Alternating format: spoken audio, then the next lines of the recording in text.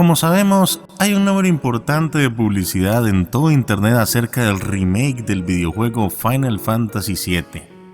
Y como el nombre de este canal es Chiva Sephiroth, este es un tema que simplemente no puedo dejar desapercibido. Y es por esta razón que he llamado a este vídeo ¿Por qué Final Fantasy VII es importante? Y en mi caso, tengo que hablar de este título como uno de los primeros que marcó mi experiencia como jugador y amante del RPG.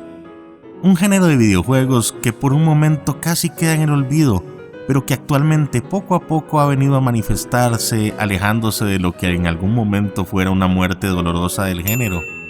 Supongo que es un tanto difícil explicarle a algunos jugadores más jóvenes y actuales ¿cómo es posible que con los gráficos y el estilo de Final Fantasy VII de 1997 puedan imaginar que este videojuego en su momento llegó a dominar el mercado?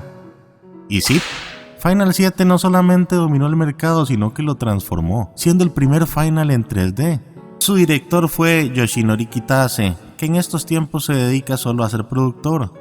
Kitase, antes de ser director de Final VII, había sido director de otras entregas famosas del RPG, el conocido Final Fantasy VI y el mismísimo Chrono Trigger. Uniría un equipo de leyenda en donde un diseñador de personajes novato haría su primera incursión al mundo de los videojuegos. Este diseñador de personajes de quien les hablo es ahora director de muchas de las franquicias más aclamadas de los JRPG. Su nombre, Tetsuya Nomura, que estaría por primera vez reemplazando al famoso Yoshitaka Amano y sus legendarios diseños. La historia de Final Fantasy VII se sentía diferente en todo sentido. Personajes eran más modernizados y salidos de los roles tradicionales, en una historia que había trascendido los límites del estilo JRPG, que se había caracterizado solo por la magia y la fantasía medieval. Esta vez Nomura y Kitase habían llevado al JRPG al terreno de un mundo más industrializado y moderno, manteniendo los detalles clásicos del estilo RPG, pero con cambios dramáticos. Esta vez, en vez de rescatar a una doncella, la doncella daría su vida por salvar el planeta. Una joven que andaba repartiendo flores en un mundo hostil y lleno de frialdad conoce a un Cloud Strife, un joven que se entrenó como soldado viviendo en el proceso múltiples experiencias traumáticas y le enseña el por qué es importante tener un vínculo con su mundo circundante y ser empático con los demás. Y con esta historia en especial, su productor Hironobu Sakaguchi tendría mucho que decir al respecto. Sakaguchi no solamente fue productor en esta entrega, sino uno de los guionistas principales del proyecto. Para el momento en el que estaba trabajando en el proyecto, su madre falleció y esto inspiró la famosa escena de la muerte de Iris.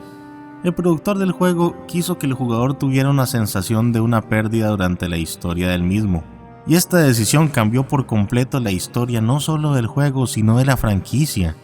Asimismo, Tetsuya Nomura originalmente diseñó a Tifa como un reemplazo de Iris, para lo que había comenzado como un triángulo amoroso entre las dos chicas y Cloud.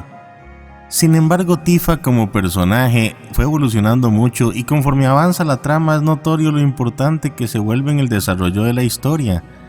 Es muy divertido que hasta el día de hoy Nomura rechace de forma sarcástica el tema de las relaciones inherentes en la trama diciendo: "La verdad es que me da igual quién ame a quién".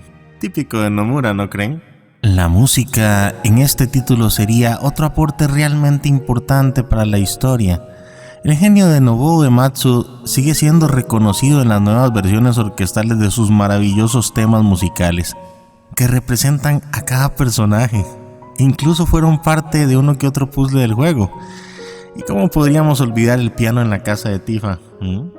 Pero volviendo al tema de la importancia, este juego simplemente dejó en sus jugadores más allá que solo una simple experiencia de juego.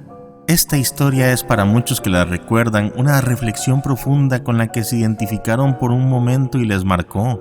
Y tal vez me llamen exagerado por decir esto y me salgan con que solo fue un videojuego más, pero estoy seguro que hay más personas que se sienten como yo.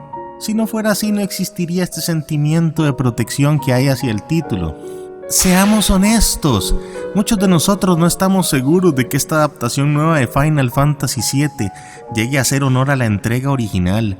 Sin embargo, por lo que se ha visto hasta ahora, con sus gráficos, jugabilidad y demás, Se nota que están tratando de hacer todo lo posible por cuidar y realizar una adaptación decente de esta última joya del género RPG.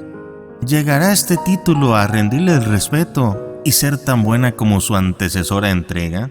Este es un tema de discusión que tomará horas de conversaciones en el internet y las redes sociales. Por mi parte, yo espero que al menos las nuevas generaciones puedan disfrutar de este poderoso título y logren percibir algo de la magia y el encanto que acompañan la nostalgia de toda una generación de videojugadores.